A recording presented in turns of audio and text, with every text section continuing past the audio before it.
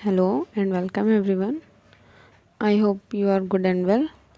हम लोगों ने लेक्चर थर्ड में विदुषियों का विवरण डिस्कस किया था और अब हम लोग पुरातत्व संबंधी साक्ष्यों को डिस्कस करेंगे। आपका स्वागत है हैशटैग स्टडी पॉइंट पे। हम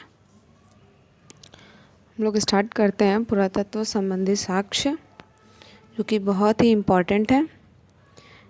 पहला है बोगाज कोई, जो एशिया माइनर में है।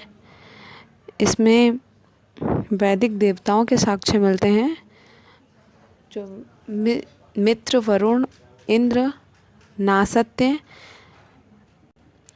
इन देवताओं के साक्ष्य में वैदिक देवताओं से मिलते हैं।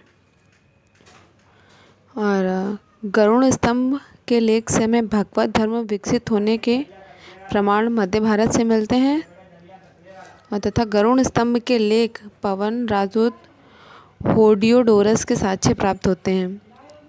भारतवर्ष का जिक्र हम्पी गुफा अभिलेख से हुआ है। दुर्भिक्ष की जानकारी हमें सौगौर अभिलेख से मिलती है।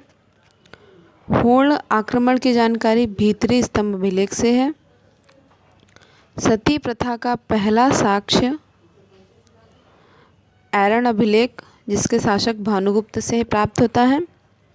और जो सातवाहन राजाओं का पूरा इतिहास है, जो शासक थे उनका पूरा इतिहास अभिलेखों के आधार पर लिखा गया है। रेशम बुनकरों की जानकारी मंदसौर अभिलेख से मिलती है। गर्तवास यानी गड्ढा घर, जो गड्ढा घर होते थे, उनकी जानकारियाँ हमें कश्मीरी नवपाषाणिक पुरास्थल बुर्जहोम से मिलती है।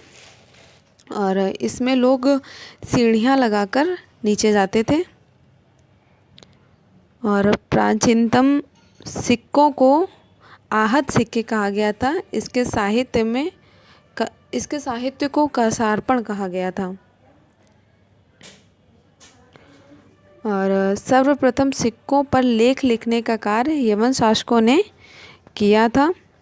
एक और बात, समुद्रगुप्त जो ने वीणा बजाती हुई मुद्रा वाले सिक्के, उसके संगीत प्रेमी होने की प्रमाण मिलता है।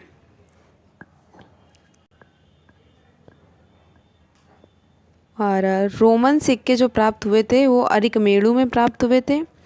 भारत के सबसे पहले सुदृढ़ संबंध बर्मा, माल्या, कंबोडिया और जावा से थे। और पहले वर्मा और मलाया को स्वर्ण भूमि कहा जाता था। और वर्तमान में वर्मा को म्यांमार भी कहा जाता है। कंबोडिया को कंबोज, जावा को युवद्वीप के नाम से जाना जाता है। और अब हम लोग बात करेंगे महत्वपूर्ण अभिलेखों की। इसमें अभी हम लोगों ने पढ़ा था भारतवर्ष का जिक्र हम्पी गुफा अभिलेख से प्राप्त हुआ है। और इसके जो राजा थे वो कलिंग राज खारवेल थे। अब हम लोग डिस्कस करेंगे अभिलेख। तो पहला है जूनागढ़ गिरिवन का अभिलेख। इसे रुद्रदामन शासक ने लिखा था। नासिक का अभिलेख है, गौतमी बलश्री द्वारा लिखा गया है। प्रयाग स्तंभ अभिलेख समुद्रगुप्त द्वारा। ऐहोल अभिलेख पुलकेशिन सेकंड द्वारा। मंदसौर अभिलेख मालवा नरेश यशोवर्मन द्वारा।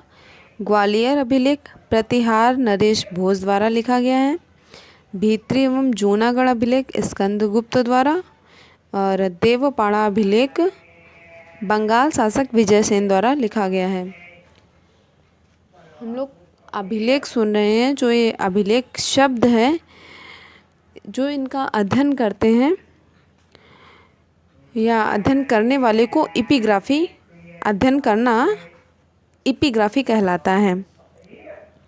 और कुछ और टॉपिक्स हैं, जैसे उत्तर तथा दक्षिण भारत के मंदिरों की कला शैली को नागर तथा द्राविड़ की कला शैली कहा जाता था।